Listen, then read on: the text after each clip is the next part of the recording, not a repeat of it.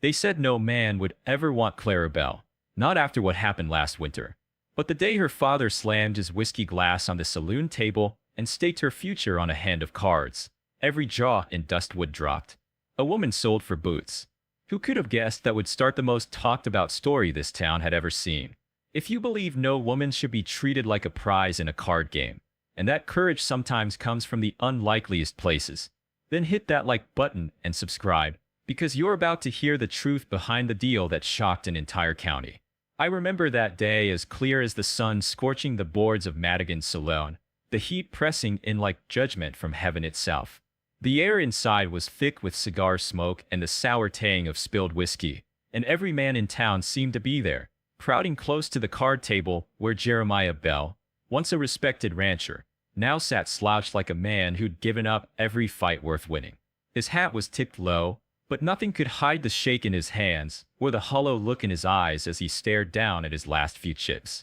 I reckon everyone thought the game was just another one of Jeremiah's desperate attempts to claw back his pride after losing half his land to debts he couldn't pay. Nobody, not even me, imagined he'd put his own daughter on the table. Boots, he slurred, his voice thick as mud. The room stilled, every glass frozen halfway to every mouth. Custom-made, finest pair in the territory. That's what you're playing for, Maddox. Across from him sat Maddox, a man who could make silence feel like thunder. 6.5 feet if he was an inch, broad as the barn doors he swung open each dawn, and with a face carved by wind and sun into something you'd swear the mountains had shaped. Folks called him the Giant of Dustwood, not because he boasted, but because he didn't need to. He just sat there, still as stone, those cold gray eyes taking in Jeremiah like he was measuring the weight of a man's soul. The gambler, slick-haired Silas Crow, threw back his head and laughed. You gone mad, Bell? Ain't got a dollar to your name. So now you're trading boots for dreams. But Jeremiah's lips cracked into something that might have been a smile. Or maybe it was the last twitch of hope in a man with none left. Not boots, he rasped. Her. He jerked his thumb toward the batwing doors just as they creaked open and Clara stepped inside. Lord, I'll never forget the way that room went quiet when she appeared. The saloon girls froze mid-giggle. Even Silas Crow's smirk faltered. Clara Bell wasn't the kind of beauty that slapped you in the face, not painted and polished like the doves upstairs, but she had the kind of fire that made you stare twice. Tall for a woman, strong from years of ranch work, with chestnut hair braided down her back and eyes like green glass that could cut or comfort, depending on how you stood with her. But that day, there was no fire in her face, just cold fury as she realized her daddy had dragged her name into his drunken shame. You will not, she said, her voice ringing through that smoke-choked room like a church bell. You will not make me part of your filth, Jeremiah Bell. Every man shifted, waiting for the explosion. And then Maddox spoke for the first time that night. How many hands? His voice was low, steady, carrying like a drumbeat in the silence. Jeremiah blinked, thrown off. 3, he croaked. 3 hands. Winner takes it. And the stakes? Jeremiah licked his cracked lips. Her hand, and your boots. Now, Maddox had a pair of boots folks in Dustwood whispered about. Black leather, tooled with patterns like the wind had written them, said to be worth more than a man's wages for half a year. Custom work from Santa Fe, brought north like treasure. Some claimed the boots were the only indulgence Bo had ever allowed himself in a life of hard work and solitude. And now he was set in them against a woman's freedom, and nobody in that room could figure why. Clara stood rooted by the door, her hands balled into fists, eyes blazing at the man across the table. If Bo felt the heat of that stare, he didn't show it. He just laid his cards down slow, like time itself bent to his will. The game was over in less than 10 minutes. 3 hands, like Jeremiah said. And Maddox never broke a sweat. When the last card hit the table, Jeremiah shoved back his chair so hard it toppled, curses spilling from his mouth as he stormed out into the night. No man followed. They all knew what it meant. The deal stood. Clara Bell belonged to the Giant of Dustwood now. The room hummed with whispers, sharp as rattlesnake tails. Some said it was scandal. Others claimed it was mercy, that Maddox had just saved Clara from ruin worse than shame. But when she walked across that room, her chin high, her boots clicking like gunshots, and stopped in front of the man who had won her, the whole saloon held its breath. You think you own me now? She said, her voice soft as frost on steel. Maddox looked down at her from a height that would have dwarfed most men and said just 6 words, slow and plain. I don't own what can't be bought. Then he stood, towering and silent, and tipped his hat to the room before walking out into the night without waiting to see if she'd follow. And she did, though every man in that saloon swore later it was by choice, not force, because Clara Bell never took a step she didn't mean. But I'll tell you this much. No one in Dustwood slept easy that night. Because whatever bargain had been struck in Madigan's saloon, it wasn't just boots and pride on the line anymore. It was a story no one would dare predict, and a storm rolling in hotter than a prairie fire. And that's how it began. The unwanted bride, the giant cowboy, and the deal that turned a town upside down. The ride out to the Maddox ranch took place under a sky swollen with stars, the prairie wind whispering secrets only the dark could keep. Clara Bell sat stiff-backed in Beau's wagon, her jaw clenched tight as a snaffle bit, refusing to glance at the man beside her. He didn't speak a word either, not one, and that silence roared louder than the creak of wagon wheels or the coyote yelps echoing from the hills. I reckon most women would have wept by now, broken by shame, but not Clara. Her spine was iron, her gaze fixed on the horizon as though daring the night to swallow her whole. I rode along, trailing behind, because someone had to witness this, and Lord help me, I couldn't tear my eyes from the pair of them. The giant and the girl no man wanted, or so they said. They passed the last lanterns of Dustwood and rolled out into a land that felt as lonely as God's first thought. That's when Clara spoke, her voice slicing through the dark like a knife's glint. You think you've done me some favor? Beau didn't even look at her, just kept his big hands steady on the reins. Think nothing, he said, calm as still water. You bought me. She spit the word like poison. Same as a horse or a saddle. Beau's jaw tightened, just a flicker, but I saw it. No, he said, low and slow. I bought time. For you. Those words hung in the air like smoke, and neither spoke again till the ranch house loomed out of the dark. And when I say loomed, I mean it. The place rose solid against the prairie like it had roots down to the bones of the earth. Big log structure, front porch wide enough for 3 men to lie end to end. Windows glowing soft with lamplight. Funny thing was, it didn't feel like the lair of some brute who'd just claimed a woman like Winnings. No, sir. It felt cared for. Beau reined in the horses and climbed down, moving with that quiet strength that made every board of the porch groan under his weight. He turned to help her down, but Clara had already leapt from the wagon, skirts snapping like gunfire. She hit the ground on her own 2 feet and didn't so much as glance his way. Inside, he said, not an order, not quite, more like a suggestion he didn't care to repeat.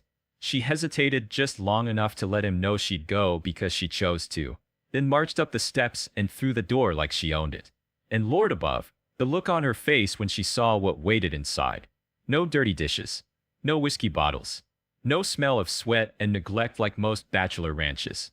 Instead, the place was warm, polished wood gleaming in the firelight, curtains clean and white as prairie snow, and, God help me, a row of books lined up neat on a shelf.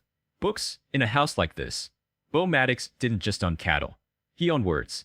Clara stopped dead, her anger wobbling like a wagon in a rut. And Beau, seeing it, said the strangest thing I ever heard spill from a man like him. You'll take the east room. Gets morning sun. That was it. No claim laid, no leering grin. Just a quiet statement. And then he fetched her trunk from the wagon like it weighed no more than a sack of oats. When he brushed past her, she caught a whiff of leather and pine soap, and for the first time all night, Clara's face softened. Just a flicker, like a match in the wind, but I saw it. He set the trunk by the door of a room that would have made a preacher's wife sigh. Clean quilt on the bed, a lamp polished to shine, and, Lord save us, a little writing desk by the window, with a fresh inkwell and paper waiting like someone had thought ahead. She stared at it, and when she spoke, her voice was different. Not cold now, just searching. Why?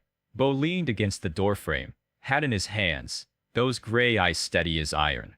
Because you're not a thing, Clara Bell.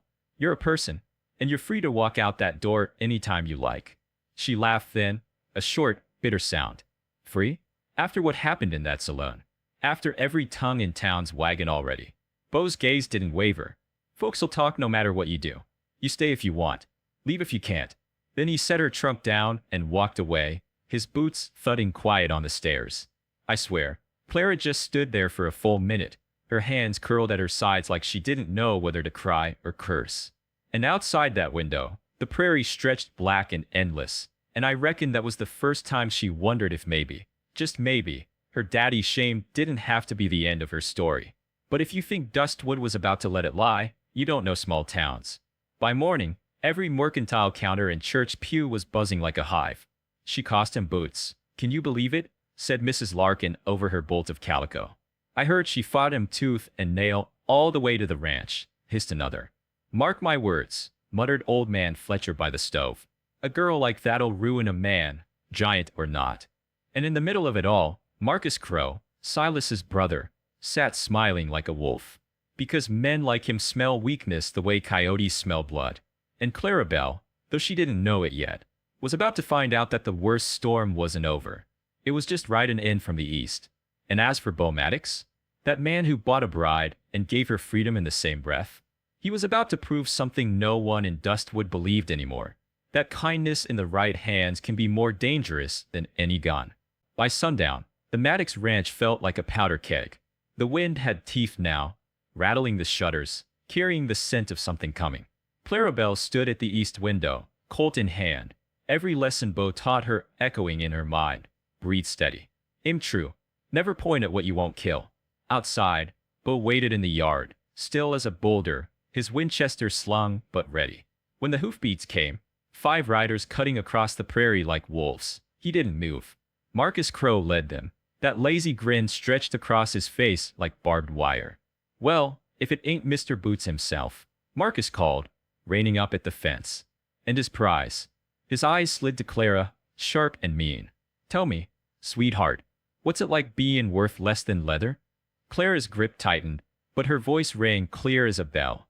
Say what you came to say and ride on. Marcus's grin widened. What I came to say is this: sign over that north pasture, Maddox, where history repeats. You know, like with your old man. Something shifted in Bo then. Not much, just the set of his shoulders. You don't talk about my father, he said, soft as snow before an avalanche. Why not? Marcus leaned forward, smiling slow. Ain't a secret he died out there alone. Heart gave out. Though I always figured hearts stop quicker when there's a bullet in him. The crack of the Winchester tore the dusk apart. The first bullet splintered the fence inches from Marcus's leg, and the fight exploded like dry timber catching fire. Horses screamed. Guns roared. Clara dropped to the floor as glass shattered, then crawled to the window and fired. Her shot took one rider clean in the shoulder, sent him spinning from the saddle. Down below, Bo moved like a force of nature, calm, deadly, never missing twice. And then, reinforcements. Men from town stepping from the cottonwoods with rifles ready. Old scores to settle, old debts to pay. 2 riders broke and ran. Another hit the dirt hard. Marcus hung on till the last, spitting curses, until Bo's bullet shaved his hat clean off. The grin slid off his face like melting ice. His gun clattered to the ground. It ended sudden. Smoke hung in the yard, bitter and thick. Bo yanked Marcus from his saddle and slammed him against the fence. You tell the law the truth, he said, voice like iron. Every word. Or next time, I won't aim wide. They dragged him off before dark. And just like that, the storm was over. Clara sat on the porch steps, skirts torn, gun still warm in her hands. Bo came to her, smelling of smoke and sweat, and something steadier, safety. You hurt? He asked. She shook her head. You? No, he eased down beside her, eyes on the wide, silver prairie. For a while, neither spoke. Then he said, quiet, I told you you could leave. Clara looked at him, heart steady now. And if I don't? His jaw worked once. Then you stay? And I make damn sure no man ever calls you a prize again. She smiled, soft as dawn. Then I reckon I'll stay. And that's how it ended. Or maybe how it began. The girl sold for Boots, the giant who never tried to own her. And the night Dustwood learned kindness can hit harder than any gun.